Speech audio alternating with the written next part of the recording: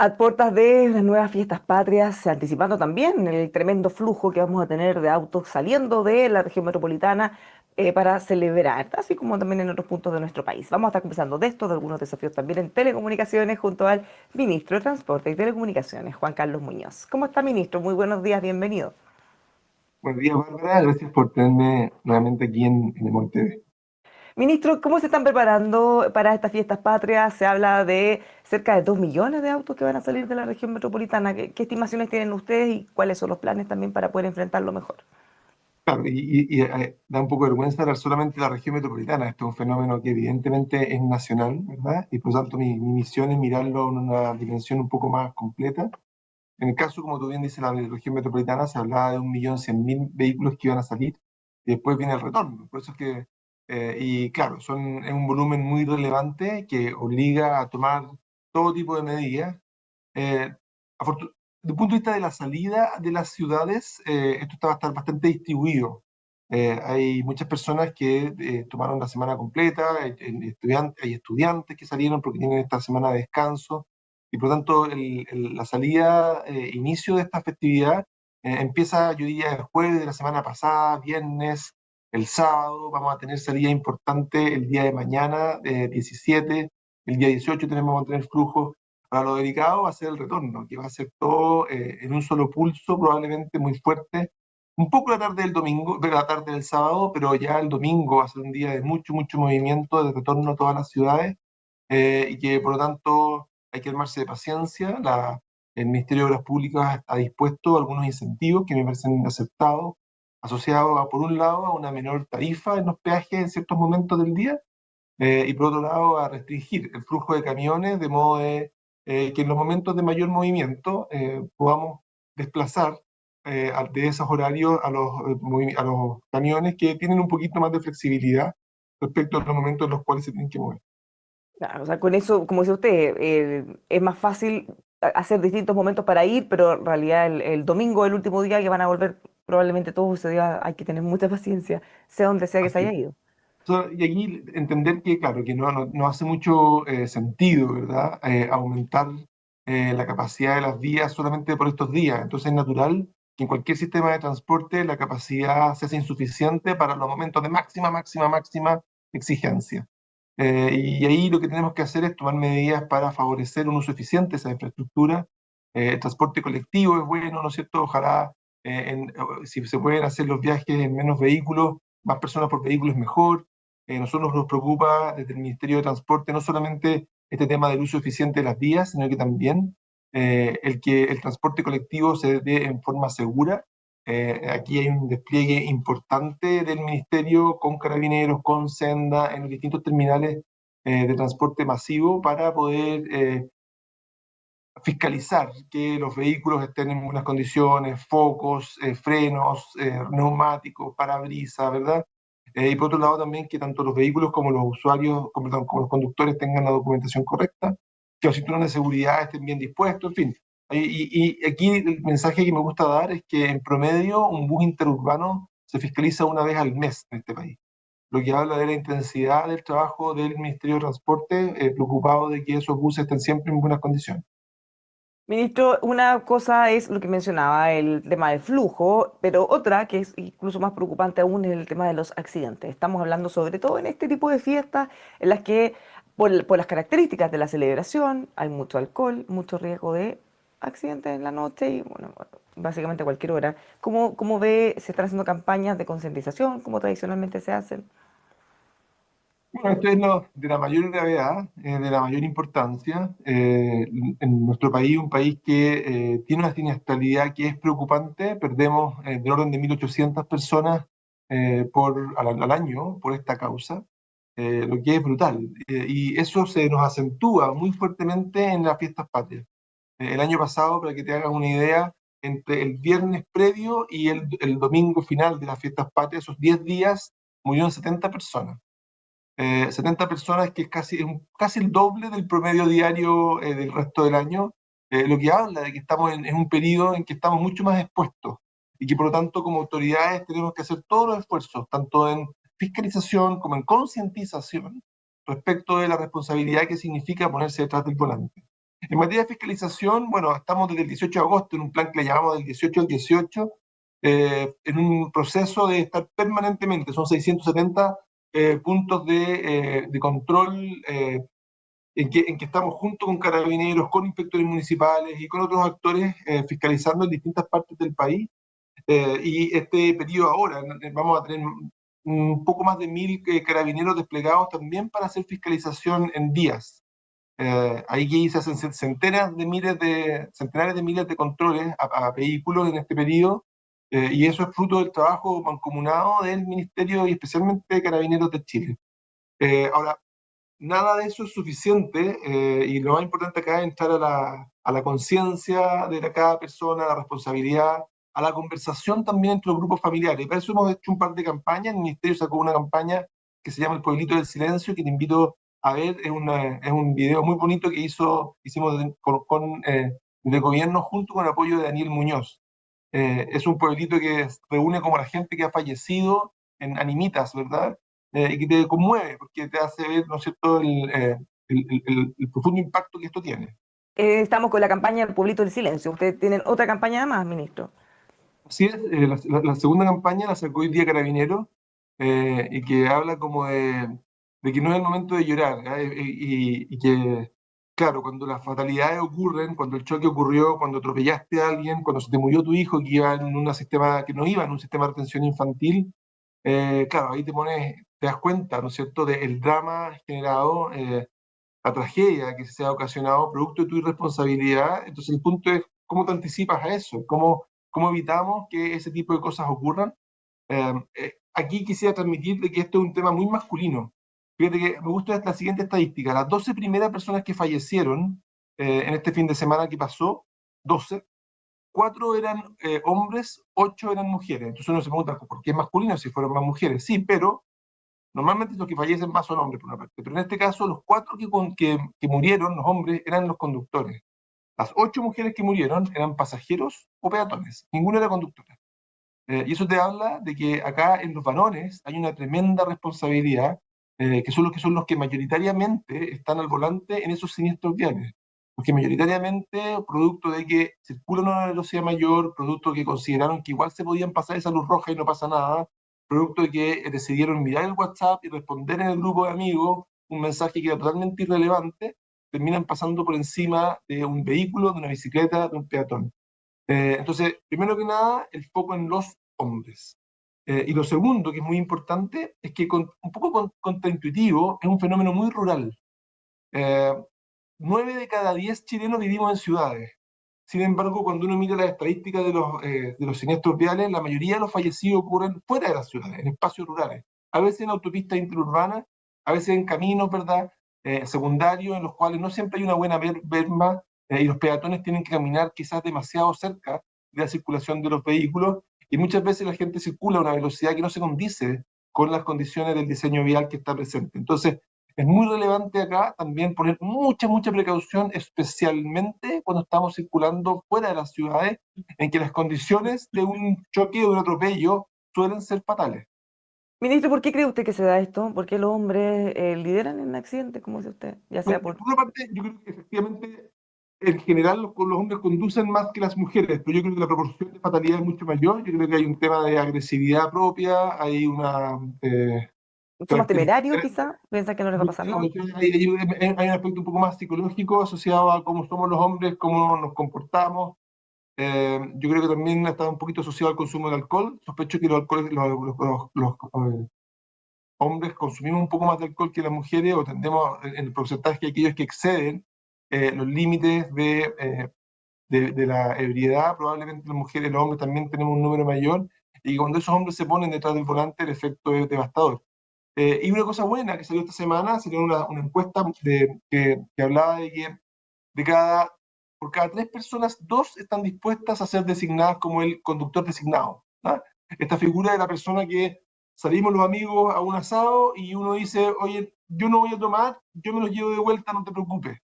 Y eso hace toda la diferencia del mundo en materia de seguridad, porque impide, ¿verdad?, que una persona que no está en condiciones de conducir pueda ponerse detrás del volante. Y lo segundo también es que hablaba, y aquí es un desafío, que la mayoría de nosotros, la encuesta decía 9 de cada 10, está dispuesto a tomar todas las acciones necesarias para evitar que una persona que va a conducir en malas condiciones lo haga.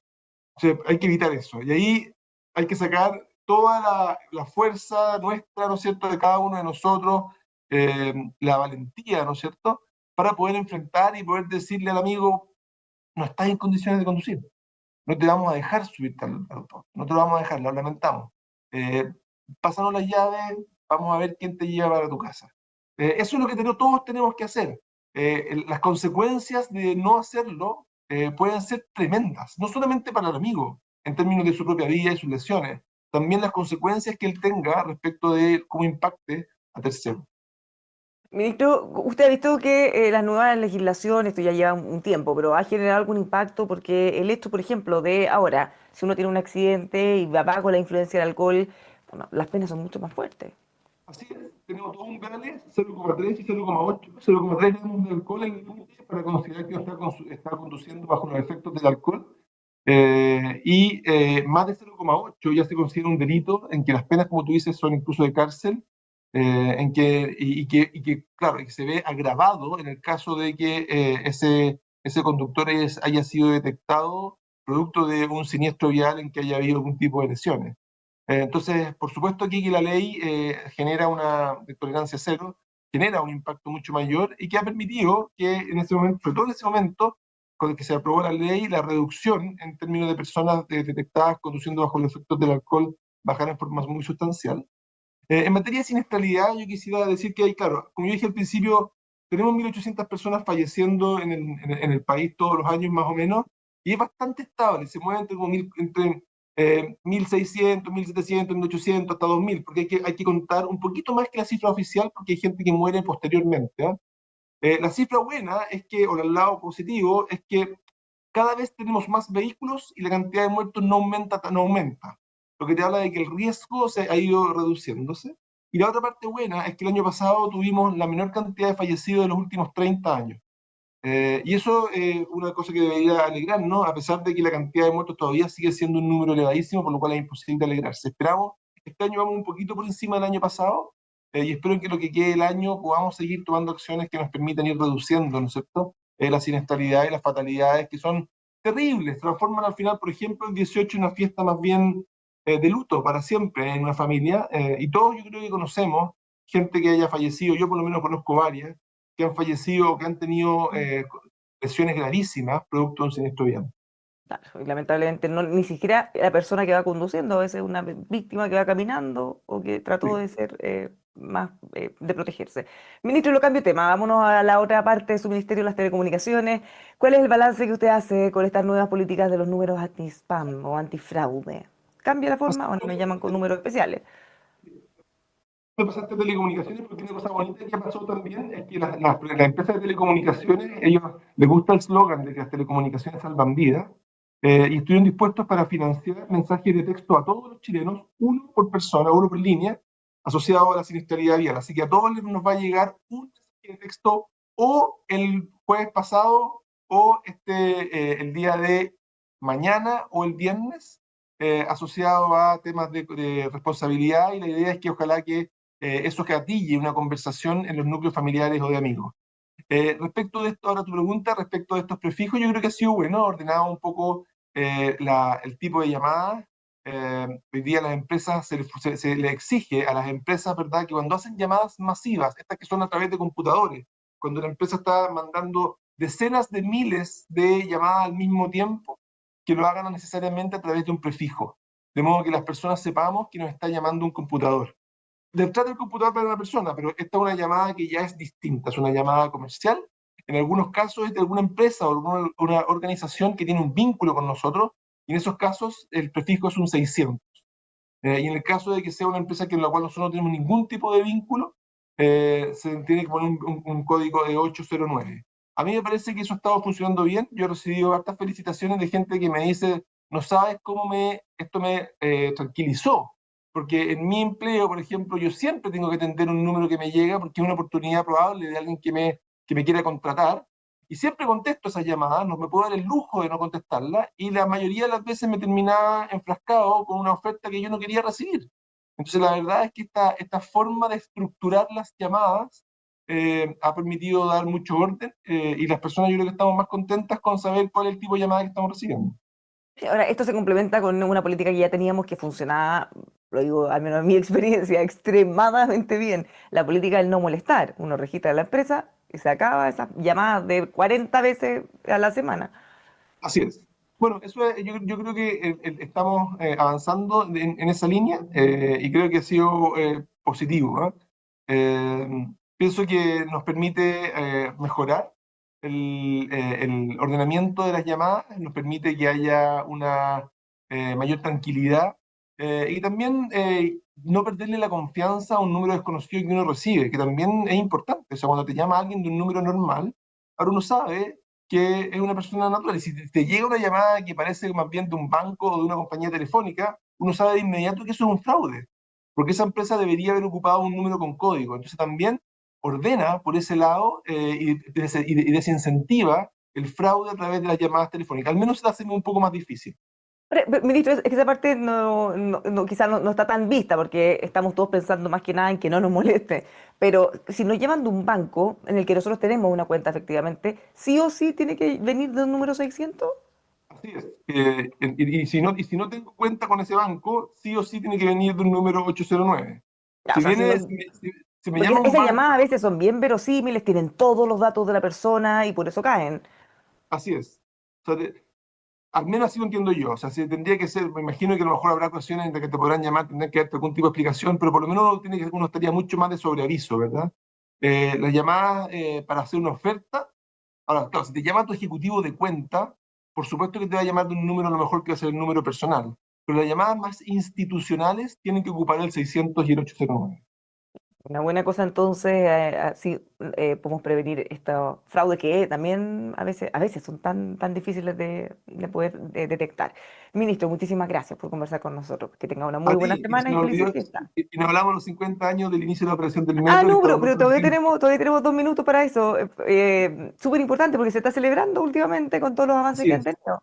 El día de ayer se cumplieron 50 años del primer movimiento de trenes. Por supuesto que este es un proceso que venía de antes, ¿verdad? Con la planificación, la construcción, pero los primeros trenes circulando ahí entre San Pablo y la estación Universidad de Chile partieron en el año 75 y se ha reformado el metro en estos 50 años de vida en un corazón de la ciudad. Además, un motivo de orgullo, un modo de transporte que permite mover casi 2,5 millones de personas cada día, lo que te habla del volumen de la responsabilidad. Y yo que soy usuario permanente doy fe de que el servicio es muy confiable. Por supuesto que hay veces que tenemos algún tipo de inconveniente, pero creo que sobre todo para un visitante extranjero, para alguien de regiones, el metro, el sistema de transporte público de Santiago en general, es un atributo muy, muy positivo. Yo quisiera aprovechar la oportunidad para agradecer y valorar a todas las personas que han estado trabajando en distintos roles, ¿ah? De este metro de Santiago, que hoy día ya tiene 150 kilómetros casi de extensión, y que estamos trabajando para sumarle cerca de 80 adicionales entre la línea 7, 8, 9, la extensión de la 6, la línea del aeropuerto. Yo creo que es una muy, muy buena política que hace que Santiago sea una mejor ciudad. Sí, ahora hay mucho esfuerzo en distintos municipios, desde el ministerio, desde policías también, para desocupar los metros de instancias en que han tomado, que, bueno, que han sido tomados por el comercio ambulante. ¿Cómo va eso? Bueno, estamos trabajando en un proyecto de ley sin ir más lejos. Ayer en la Comisión de Seguridad de la Cámara aprobamos en esa comisión un proyecto que justamente autoriza al metro para, por ejemplo, decomisar mercadería. Hasta acá el metro los funcionarios del metro no lo pueden hacer. Y eso hace toda la diferencia del mundo, porque hoy día los funcionarios del metro más bien están. Carabineros sí lo podría hacer, pero bajar a Carabineros no es tan sencillo, no siempre están presentes. Y si los funcionarios del metro ahora, en vez de solamente corretear, ¿verdad?, a los vendedores, pueden realmente decomisar, eso se transforma en un desincentivo muy importante para que esas personas se instalen allí. Así que este es un proyecto de ley que veo con muy buenos ojos, está en una iniciativa del diputado Leo Soto, y que nosotros hemos avalado mucho porque creemos que es clave que Metro pueda desincentivar que la gente se instale, decomisar mercadería, y de esa manera que los andenes, las mezaninas sean espacios libres de comercio ambulante, como ya hemos logrado a la fuerza, por ejemplo, en la estación central, en Vespucio Norte, donde ha habido cambios muy, muy importantes. Pero eso tiene que ser en toda la red. Ministro, las tasas de embarque que se está advirtiendo que van a subir para los vuelos nacionales e internacionales, ¿usted tiene algo que decir ahí al respecto? Porque desde los gremios de turismo, desde la aerolínea han estado pero tirándose cabeza. A ver, Porque eso, desde mi óptica, yo entiendo el punto, más allá de estas, como yo lo veo por lo menos, a mí me gustaría que las tasas de embarque pudiesen fomentar y favorecer los vuelos, primero que nada, los vuelos entre ciudades de regiones. Yo creo que a Chile, que es un país demasiado centralizado, en el cual, sobre todo para la gente de regiones, es muy poco atractivo, ¿verdad? Tener que siempre pasar por Santiago para ir de una región a otra, o no siempre, pero para muchos casos. Y creo que si nosotros pudiésemos incentivar el uso de el que se ofrezcan vuelos entre ciudades de regiones, eso sería algo muy positivo y estamos trabajando en una propuesta en esa línea. Y lo propio uno podría pensar en servicios internacionales. Y ahí las tasas de embarque aparecen como una política que uno pudiese usar para ese tipo de incentivos. Lo estamos conversando con Obras Públicas, que es el que maneja la Dirección de Aeropuertos, con Defensa, con la Subsecretaría de Turismo, con Hacienda, para poder avanzar en algo en esa línea.